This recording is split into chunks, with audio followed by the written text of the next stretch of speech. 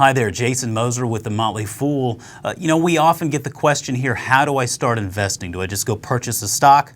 And I think it's an excellent question. And we have an excellent starting point here at the Motley Fool called the 13 Steps to Investing Foolishly.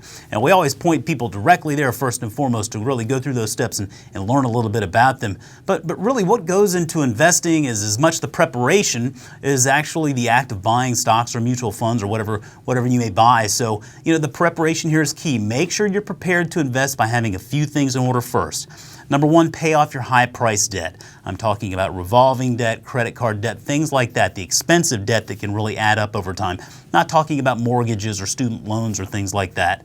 But make sure to also build up some savings in the form of cash.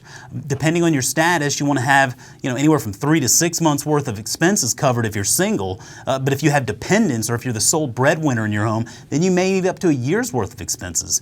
Then finally, make sure to track your spending. If you want to save more and invest more, you want to know where your money is being spent. And I bet if you just go through a week's worth of spending or a monthly budget there, you'll certainly find places where you can cut out a little bit of spending and you can take that extra savings and devote it towards your savings and your investing goals.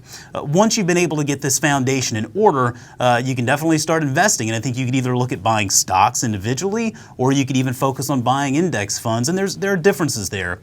Index funds are essentially instruments that cover the broad market. It's going to require little upkeep on your part other than just investing consistently.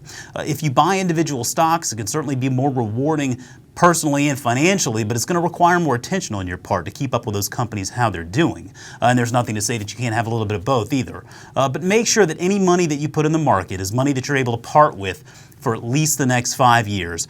What we always say here is that time is your friend as an investor, and you want to use the clock to your advantage.